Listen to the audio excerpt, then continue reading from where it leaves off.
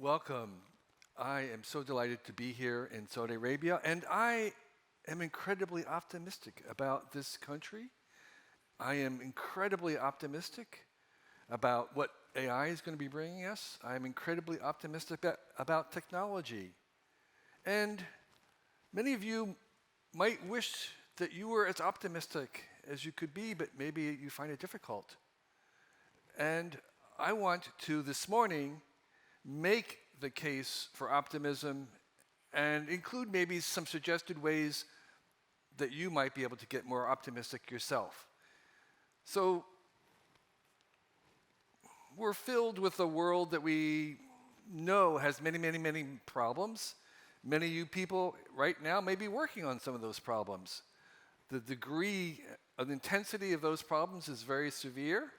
They're very real. Some people call this a polycrisis, a bunch of different really big crises that come together. I don't need to go through those because we all know them. And there are many people, as I say, who are working on these. But when we think about the future, all the images that we have of the future are almost invariably negative.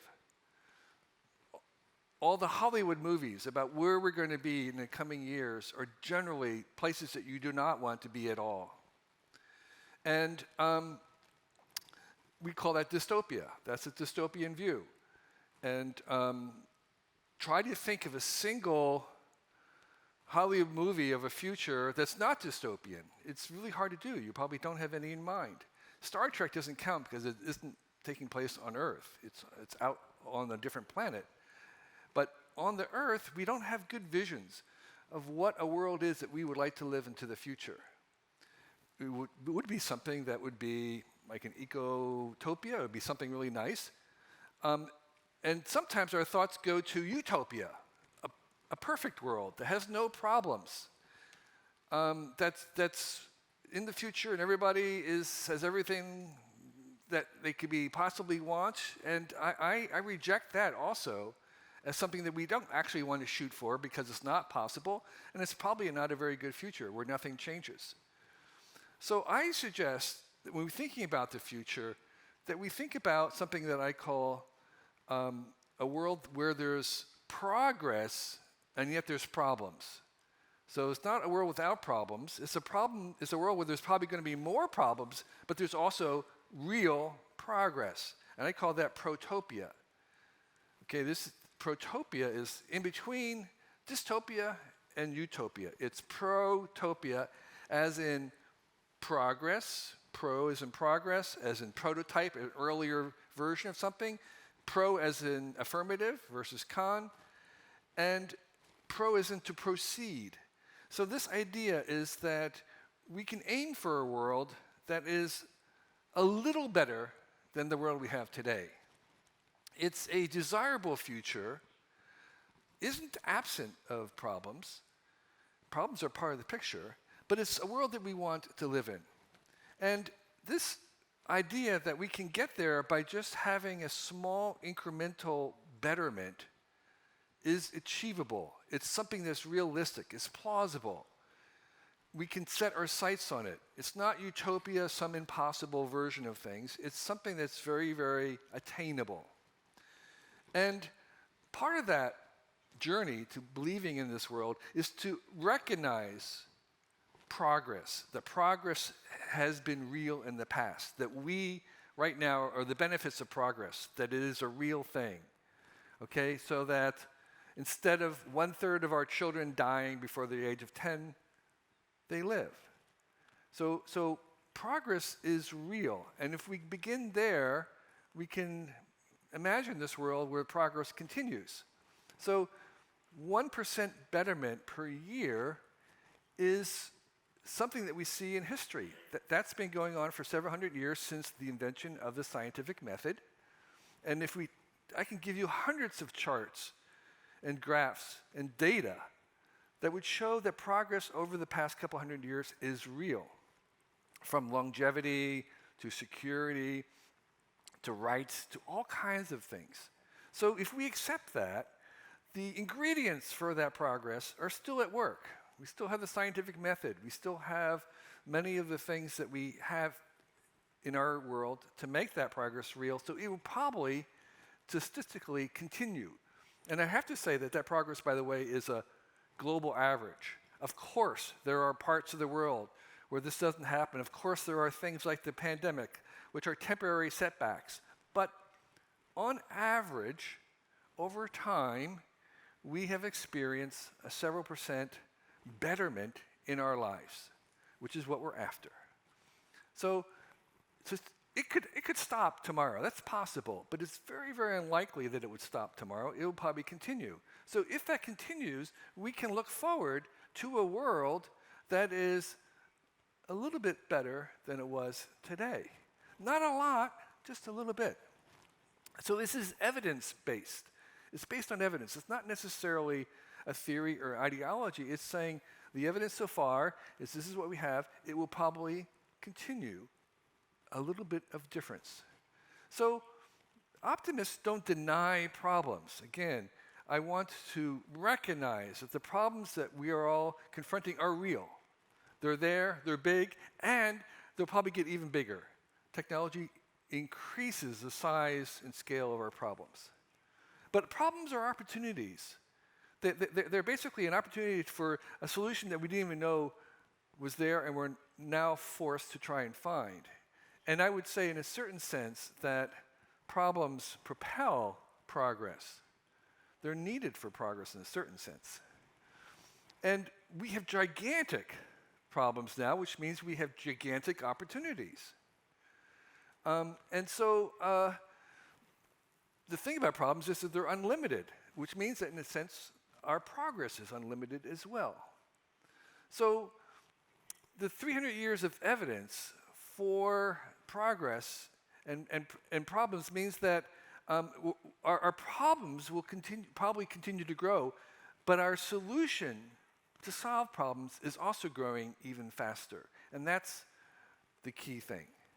Okay? So an optimist is saying, it's not that our problems are smaller than we think. No. It's our capacity to solve problems is bigger than we think. That's what an optimist is.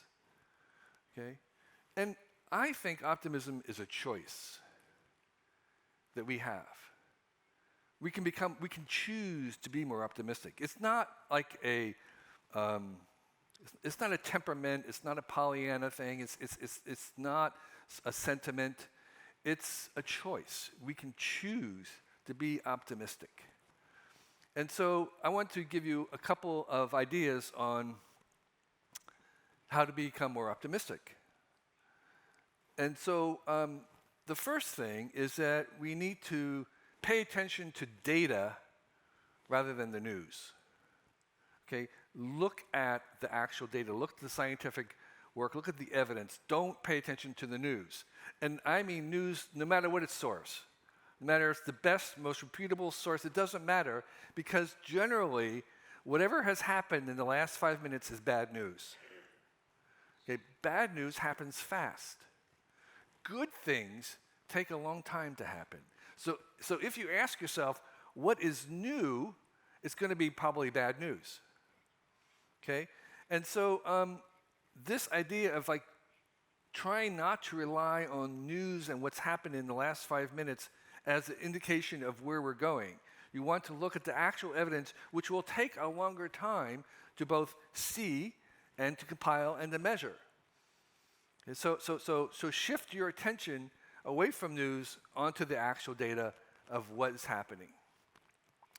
The second thing, another reason why progress is mostly invisible, is because most of progress in our lives today is about things that did not happen. It's the fact that you were not robbed on the way here. It was the fact that nobody has stolen your food in the last week. It's about all the things that would normally have happened in the human condition over thousands of years are not happening. So that's progress. The progress is mostly about all the bad things that don't happen to us anymore, which makes them invisible. Okay?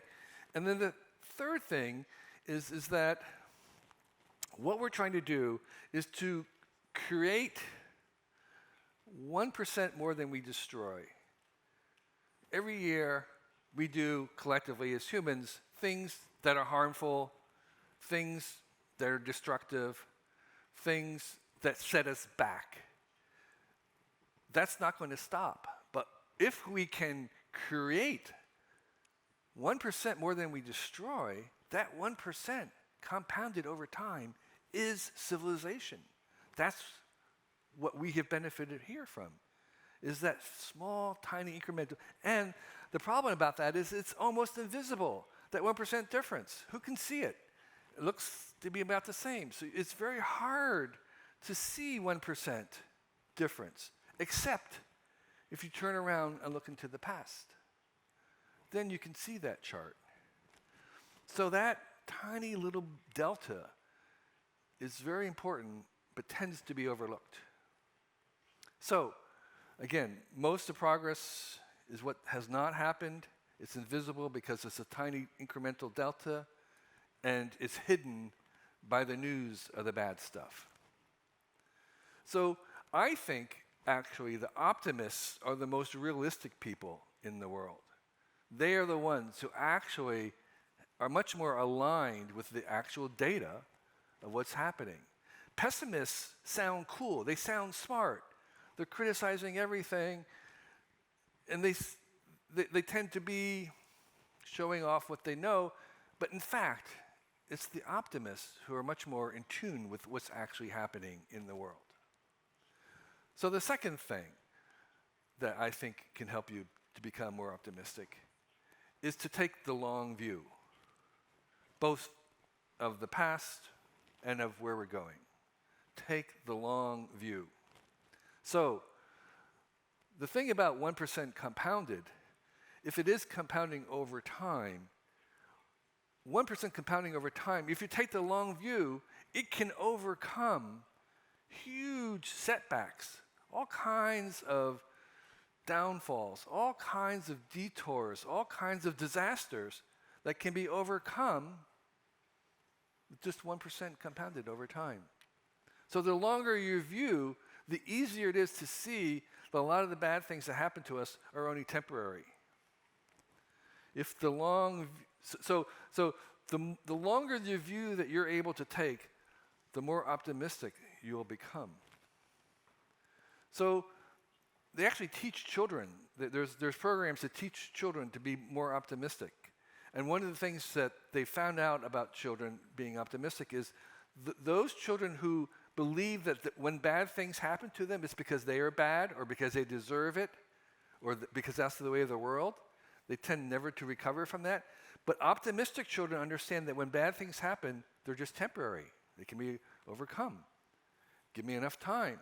So we tend to overestimate what we can do in 6 months or a year, and we tend to underestimate what we can achieve with 10 years or 20 years. So we want to try to aim to be a good ancestor. That's part of the long view, is are we being a good ancestor? Are we doing things where we're investing into things that may not pay off in 6 months? It may pay off in 10 years. It may pay off in 20 years. Maybe even not just generation, maybe even after I'm gone. So we want to align with this long arc of progress, which is small 1% increment over time, compounded. And with that, we know that we can do things that may take a long time before they pay off. So the third thing that can help us become optimists is our imagination, okay? To believe that things are possible, to believe that the change we want to see is possible, to truly believe that in order to make it happen, okay? So difficult, impossible things are very unlikely to happen accidentally. They require strong optimism to believe that they're possible for them to happen. So let's take the light bulb. Edison believed the impossible thing that he could find combination of materials which would produce light with electricity, even though Many people thought that was impossible, but he truly believed it. Wright brothers believing that humans could fly.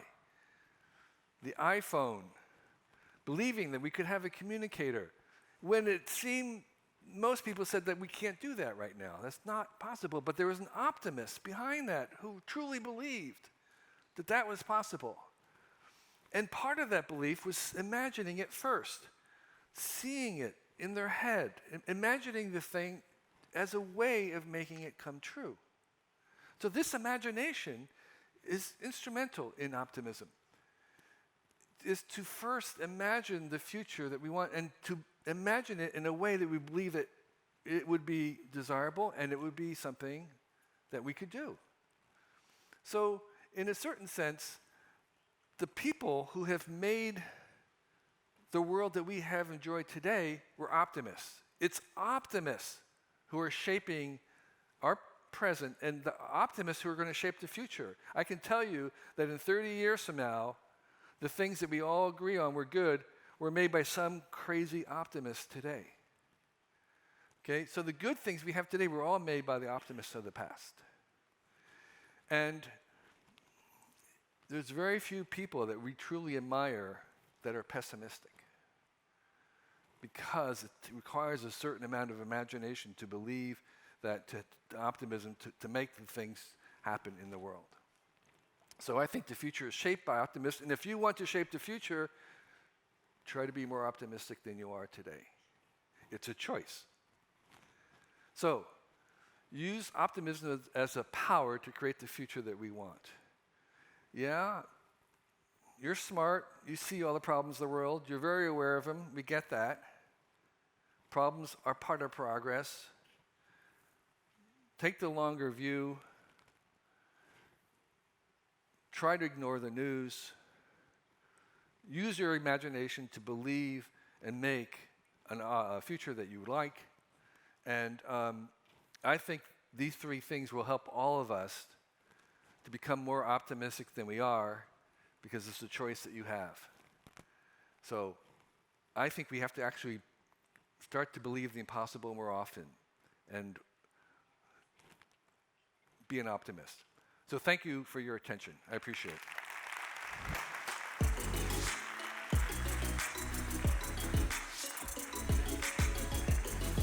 Thank you, Kevin. Sure. Yeah. Honored guests, wasn't that absolutely first class? The one and only Kevin Kelly. Thank you so much. Kevin, as you might detect from a little movement of furniture, I'm going to try and persuade you to stay for a few more minutes. Yes. Would you be up for that? Absolutely. Please, have a seat. Okay. Why don't we have another round of applause for Kevin, everybody?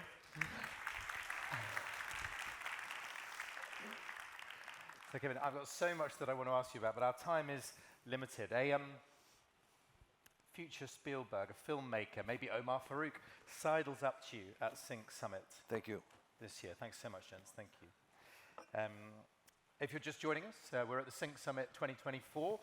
It's our second day, and I'm joined by Kevin Kelly, co-founder of Wired magazine, who's just made a really profound case for optimism. I'm asking the first question because you were credited in the Minority Report by Steven Spielberg. Right. The next Spielberg sidles up to you and says, gaze into the future, Kevin. A couple of decades from now, what do you see? Well, as everybody knows, we see more AI. And I think AI is inevitable. What's not inevitable is the character of the AI. Is who owns it, who runs it, is it commercial, is it open, is it closed? And that's a choice that we're making right now. And that's the power that we have. So we don't have the power of more AI. That's coming regardless. Yeah. But we do have the choice of shaping the character of the AI. So there's going to be a lot of AI. And the second thing I would say about that is probably going to take longer than we think. I think it's going to be 10 years or more. Yeah. So we have time to make these choices. We don't have to be in a rush. But I think there's going to be a lot of AI in most of the things we do in small ways. So that's the future that I see. And as our filmmaker, again, is trying to zoom in, let's say he's going to our houses, for example. Yeah. What is an optimistic look on that? Because we're not sure who will be looking after some of those relationships. Are they within our devices? Are they all around us? Are they in our brains? Just help us understand how you see it. And what's the horizon? 10 years or 20 years? Well, you choose. Well, I think in 10 years, there's not going to be a whole lot of change in the things that people want. I think there's a little bit of a convergence happening right now, where most of the people in the world, most young people, what do they want? They want a air-conditioned box that has Wi-Fi, right? Okay, then I'm happy. So I think, I think we're still on the path to making sure that everybody in the world has those kind of minimum amount. So let's go further. Let's go 20. Right. So 20, I think what we're going to see is that most of the AI is going to be invisible to us. Technologies tend to succeed by becoming invisible. Yeah. All the power, the motors in this room powering it, they're invisible to us. They're very present. There's a lot of it. We don't see it. That's why it's successful, is because we don't see it. We don't think about it. So I think a lot of the AI, I'm just trying to say, some of it will be facing us, but most of it is going to be something we don't even see. And by the way, Kevin, you're very aware that there's a very strong push to say, look, we want a watermark, we want a rubber stamp, Sure. we want a big flashing light that says this is AI, which pushes slightly against that invisibility push. For the forward-facing things, I think labeling and disclosure will become the norm. Yeah. Okay, and the other thing I want to really emphasize is that there isn't AI as a monolithic thing. There will be hundreds of species of AIs, all of them doing different things. So there's not just one gigantic AI in the cloud. There are many, many, many varieties, and we already see that starting to happen with their own different personalities, their own specialties that are engineered to do different things for us. Yes. So I don't think we're going to have a uniform blanket regulation or approach to all the AIs. They will be in the way we don't have the same approach to machines. We don't have like a ruling for machines. We've got lots of different ones, and so we're going to have a huge variety. So Kevin, no modesty allowed in this next answer. Many people predict the future. The interesting thing about you is you tend to get it right, and you have done many, many times, right? A chapter in your book written in the 90s on cryptocurrency. Written in the 90s, right. You know, Yes. the list goes on. How do you do that, and what are your tips for future gazers all around? I can talk about things I got right, but also many things I got wrong. So there's plenty of things that I got wrong. But I would say one thing is that what I want to do, and I suggest other people do, is to ask or to listen to what the technology wants. I think technologies have biases. They have tendencies. They lean in certain directions. And so you want to say, what is the bias in this? And an example is the digital arena, the early internet. It wanted to copy things. Yes. That was how the whole thing worked. It was the making copies of things. And so the whole industry, and particularly media, to prevent copies, copy protection, was working against what the technology it wanted to copy. So if you understood that, you would understand that, no, things you're going to copy, you have to kind of work with that. Yes, this is its nature. Right, and AI is going to be similar. There are going to be certain things about AI that some people will try to work against, and what we want to do is listen to the AI technology and feel or sense where it wants to go on its own. Yeah, so we're going to be rushed for time, so I'm going to be quite a little quick fire on this, but one of the techniques you shared was to take a view of the future, not by the news, but by looking at the data. The flip side of that is problem solvers solve problems that they've immersed themselves in, that they see. So what do we pay attention to? Good question. Yes. I think one of the benefits of the current fashion in diversity is there's a real thing in diversity, which is having people outside of what you're paying attention to who are paying attention to different things. Yeah. And so one of the solutions to being in a bubble and not paying attention to the right things is to really increase your exposure to people coming from a different background, a different worldview, a different part of the idea universe to help you pay attention to things that you're not paying attention to. Really powerful. I've got an image now of gravitating to Wired magazine in the rack, Yeah. forcing myself to look lower down Right. and further to The the guns right and the ammo, left. right? The hunting magazines. Yeah, exactly. Bullseye. So, here's the related question. How good a job do you think we're doing as a team of 8 Yeah. billion in harnessing our collective intelligence? Because a future gazer might have said, that's how the web works. Yes. We will fuse together to solve big problems worth solving. How are we doing?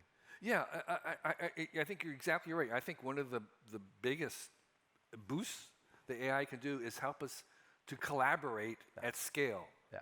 More and more. We saw a little bit of this with COVID and the fact that we could remotely work, and that worked. You know, that was the theory for many years, is that we could have telecommunication and working, and people didn't believe it. Now we know that actually can work. So there are other things that AI can do to actually allow us to collaborate at scale, maybe 1 million people working on the same project in real time.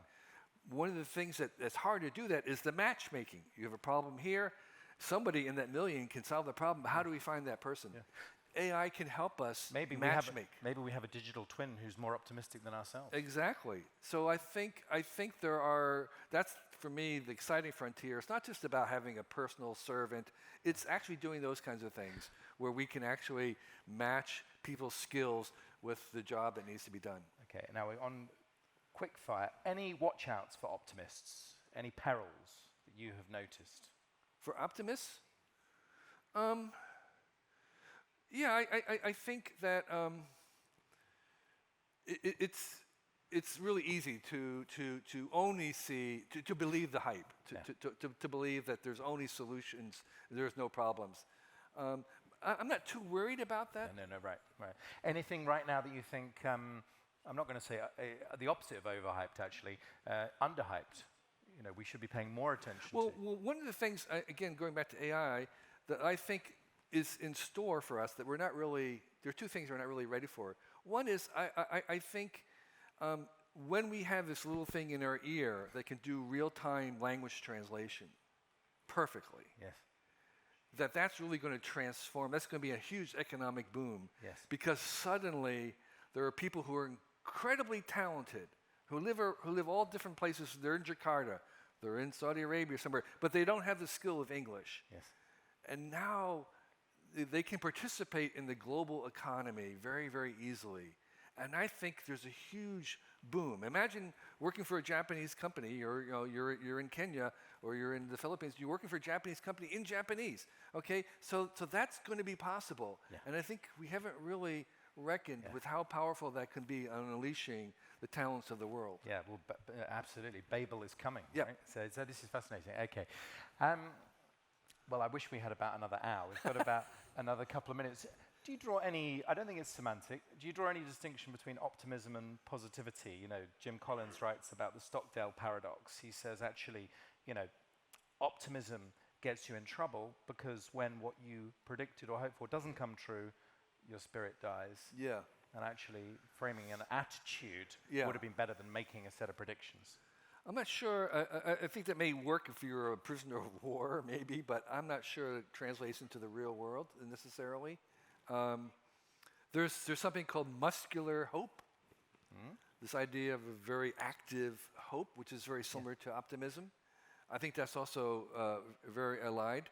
So, you know, there might be some benefits of extreme optimism, but all I can say is that right now, I think we're just way too much pessimism about the world. So we need to counteract. And so maybe at some point, 20 years from now, we're all complaining about how optimistic people are. All right, that'll be fine. We can deal with it. But right now, we're just not optimistic enough.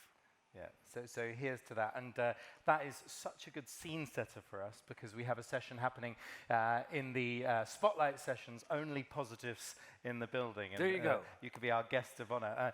Kevin, you've set the tone for the day. You have absolutely embodied the spirit of this summit. And I want to say on behalf of all of our guests around the world and here at ITHRA, Kevin Kelly, thank you very much indeed. You're very welcome. Thank you.